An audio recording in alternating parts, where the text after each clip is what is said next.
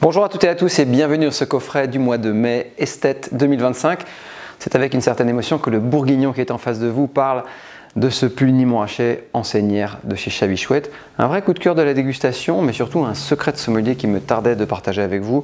Parce que bien sûr, là on ne présentera quasiment pas l'appellation, ni encore moins évidemment la notoriété de celle-ci. Ce qui compte, c'est qu'on parle des micro-terroirs, des climats bien situés dans le coteau de Puligny Montrachet, là où ils sont idéalement situés, et surtout aussi les réalisations que l'on aime bien, avec cette cuvée qui, dans les enseignières, dans la gamme de Romarin Chabichouette, c'était vraiment un des vrais coups de cœur.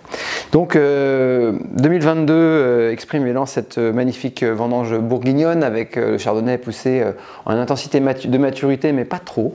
C'est une année que j'aime beaucoup dans la région, parce qu'elle elle arrive à laisser transparaître quand même un peu l'identité des terroirs. On n'a pas simplement un millésime chaud précoce avec beaucoup de glycérol, on a quelque chose qui est relativement tempéré, et ça pour les années chaudes qu'on a connues récemment, c'est quand même quelque chose de relativement bénéfique pour l'équilibre des vins. Alors dans le coteau de Puligny Montrachet, je vous le disais tout à l'heure, ce qui est intéressant, c'est de connaître un petit peu les secrets de sommelier. Les bas du village de Puligny Montrachet ne sont pas forcément les plus intéressants parce que c'est connu de ceux qui achètent beaucoup de vin. On a la nappe phréatique qui est beaucoup plus présente et beaucoup plus haute sur Puligny Montrachet que Meursault si on compare.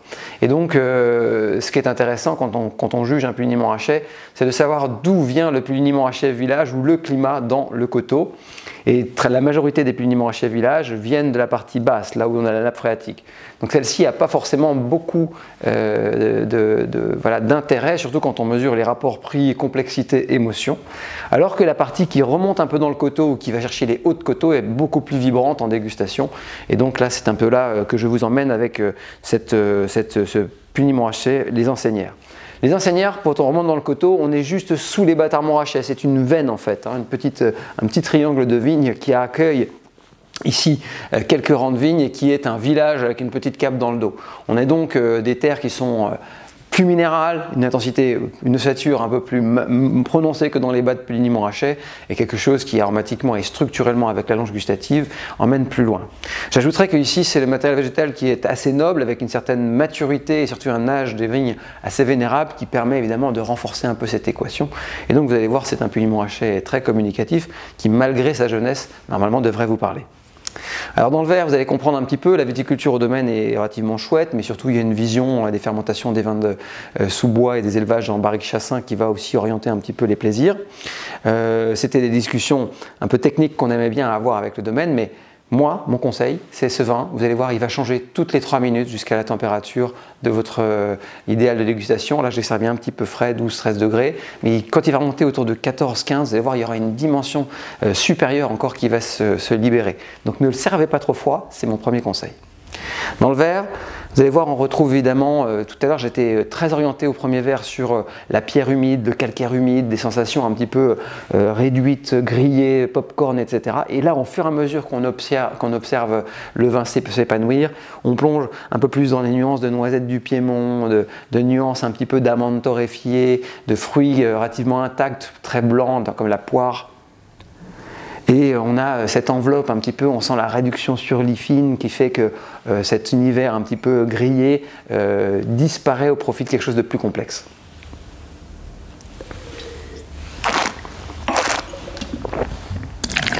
Alors en bouche, vous allez voir, Puligny Montrachet, c'est des vins de persistance. C'est jamais des vins trop larges. Et donc on va chercher le marin, le salin, sur le creux de la langue, la minéralité, l'acidité est tempérée, vous le voyez sur les côtés de la langue, et on a cette enveloppe évidemment charnelle qui donne le sourire. Mais ce qui donne le plus le sourire évidemment, c'est Puligny Montrachet village, ça n'a beau être qu'un village, c'est sa longueur, parce que la persistance est supérieure à ce qu'on a d'habitude dans ce niveau d'appellation. Alors ce qui est intéressant évidemment, vous noterez, c'est l'élégance dans laquelle le vin se libre. C'est la promesse des grands vins de Puligny, qui n'ont pas le minéral brut de Chassagne et qui n'ont pas le crémeux de Meursault. Je pense que c'est toujours cette ligne un petit peu particulière qui fait des 150 hectares de Puligny Montrachet un véritable joyau. En tout cas, là ça a été un vrai coup de cœur à la dégustation, ce Puligny Montrachet, et on voulait évidemment le partager avec vous. Alors là, vous avez la possibilité de le déguster, mais comptez sur lui sur les 5, 7, 10 prochaines années pour qu'il s'épanouisse encore et qu'il vous livre des complexités supérieures à celles que vous aurez maintenant. Là, c'est à vous de voir, mais en gastronomie, c'est un véritable orgue possible pour vous, et que ce soit autour de produits nobles, de poissons à chair noble, du bar, de la sole, du turbo, un beurre blanc, des choses comme ça, quelque chose de gastronomique, eh bien, vous aurez l'embarras du choix. Mais c'est aussi des vins qui marchent très très bien avec les viandes blanches, un tartare de veau par exemple, une volaille à la crème, tout cet univers également un petit peu lactique que les grands fromages vous imposeront. Bref, là vous avez l'embarras du choix, et vous avez bien compris surtout que ça a affaire à un vin un petit peu spécial à servir dans des moments spéciaux à ceux que vous aimez. Voilà pour la présentation de ce Puligny Montrachet de chez Chavy Chouette, coup de cœur qu'on aimait partager avec vous. J'espère que cette vidéo vous a plu et vous dis à bientôt pour la deuxième. Je vous retrouve donc pour la deuxième vidéo de ce coffret esthète du mois de mai 2025, avec un retour donc à Barsac, mes premiers amours. Moi j'ai commencé dans le monde du vin avec les grands liquoreux de Barsac, de Sauternes, et j'en reste évidemment 20 ans plus tard, toujours aussi ému, toujours aussi... je ne comprends pas la déconsommation de ces vins-là qui sont les plus difficiles à faire et à la fin, souvent, les plus complexes quand on sait les attendre.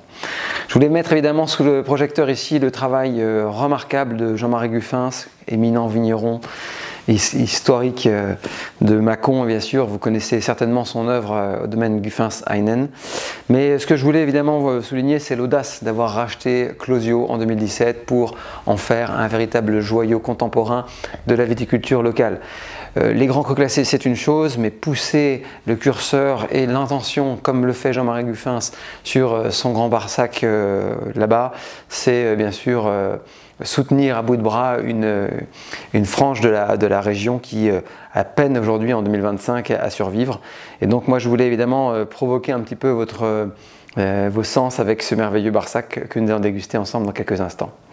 Alors 2018, vous le savez, c'est une année qui a été un peu challengeante pour la viticulture, avec les débuts de pression fongique assez tôt dans la saison, mais qui a été à la fin intéressante pour en arrière-saison pour la région. On n'a pas un full botrytis comme on aimerait dans les très très grandes années sur la propriété, mais il y a un peu de passerillage et donc la combinaison fonctionne très bien. Vous allez voir que ce Barsac qu'on va déguster porte allègrement bien sûr la douceur, la liqueur qu'on attend des grands vins de cette appellation, mais on a surtout après un équilibre et quelque chose d'un peu plus vaporeux, frais en bouche, qui fait qu'on ne reste pas sur des sucres qui sont saturants. Et donc il faut savoir le dire quand c'est bien fait, quand c'est bon. En dehors de Château Yquem ou de Château Climins, il y a d'autres choses et je voulais évidemment en parler dans cette vidéo. Alors, millésime 2018 avec un 13,5 d'alcool, une grande liqueur, vous allez voir dans le verre, c'est un Sauternes qui embarque par sa complexité, un Sauternes qui invite au voyage. Puisque dans ce 2018, moi ce que j'ai adoré quand je l'ai dégusté au domaine, c'est cette combinaison en fait de l'abricot qui est un peu confit, un peu poché. On a vous savez, cet abricot très mûr qu'on va chercher à la fin de l'été quand il est gorgé de sucre et un peu dessiqué, un peu confit. Et puis on a surtout derrière des notes plus de voyage. Moi j'ai une sensation de banane séchée, des notes qui sont pas trop vanillées, on n'a pas trop appuyé sur le bois. On voit bien qu'il y a une intelligence dans les sélections des barriques qui fait qu'on n'a pas voulu faire une pâle copie de ce que font les crus classés locaux. Ensuite, ce qui me semble intéressant de souligner, c'est la fraîcheur agrumée, quelque chose qui était un peu zesté, un peu confit, le caractère un peu, on va dire, évanescent et frais de la peau d'agrumes quand elle est un peu confite et pochée. C'est un nez ensuite qui va vous amener vers une complexité encore un peu plus supérieure. Il y a des sensations un peu safranées qui voilà, irriguent tranquillement le bouquet au fur et à mesure que le vin se déploie dans le verre. Bref, un vrai bonheur de pouvoir sentir ça, mais surtout on soulignera l'intelligence et la gestion du bois qui fait que malgré la jeunesse de ce Sauterne, on a déjà une forme de sincérité, d'ouverture et de complexité aboutie.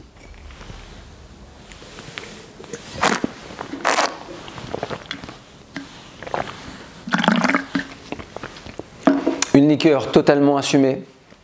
J'ai pas l'équilibre pile, mais on doit bien frôler les 150 g de sucre résiduel. Et alors, qu'est-ce qui compte? C'est bien sûr la douceur, mais c'est surtout la fraîcheur et la gestion de l'amertume derrière qui est importante. Puisque vous le sentez, on a un petit peu de salivation, on a un peu de salin, mais on a surtout après la peau des agrumes, l'agrume confit qui vient rafraîchir un peu l'ensemble. Qui fait qu'à la fin, on ne reste pas sur des sucres sticky, sur des sucres trop riches, trop ponctueux. Et donc cette richesse, elle est relativement délicate et évanescente.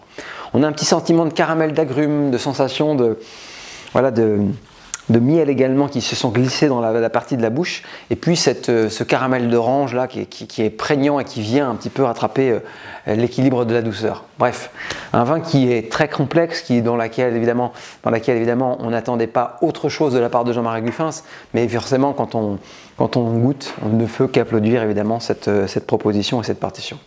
Alors que marier avec cette bouteille de Sauternes? J'aimerais simplement vous rappeler que c'est d'abord un grand vin et après un vin qui a du sucre résiduel. Et qu'en ça, on peut faire des associations qui sont beaucoup plus audacieuses que ce que vous pouvez imaginer. Tout ce qui a du crustacé, du homard, des sucs de homard, des réductions, des choses comme ça, des jus un peu corsés, fonctionnent du feu de Dieu avec les grands liquoreux. Essayez et vous verrez. La volaille également, le poulet rôti avec le Sauternes, ça marche du feu de Dieu. Mais ça, c'est une proposition un peu extrême. On pourrait évidemment challenger. Mais si vous faites également du canard à l'orange à la maison, ou si vous faites des mariages autour du bleu, etc., du régalis ou du roquefort ou des choses comme ça, les mariages sont évidents. Alors vous pourrez bien entendu l'amener au moment du dessert, à condition que celui-ci soit plutôt agrumé, un peu construit sur l'amertume, la passion, sur l'abricot, des choses comme ça, mais pas trop de sucre, hein, puisque le vin en a déjà, donc il faut éviter bien sûr les constructions du sucre sur le sucre. Mais bien sûr, c'est un vin aussi qu'il faut regarder comme un grand vin de méditation.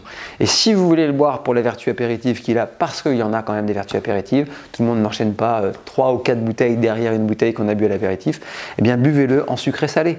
Pensez à des pêches au romarin avec un joli fromage ou des choses comme ça, une bouchée un peu sucré salé qui soit bien pensée et qui fera que vous boirez non seulement un grand vin, mais quelque chose qui marche très bien avec les petites bouchées que vous aurez imaginées.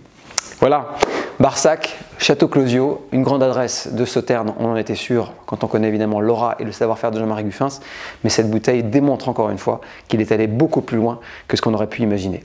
Voilà pour la vidéo, j'espère qu'elle vous a plu et surtout que ça vous redonnera envie de boire un petit peu de grands Sauternes qui sont à la fin et finalement toujours des grands vins. Sur ces mots, belle dégustation et à très vite.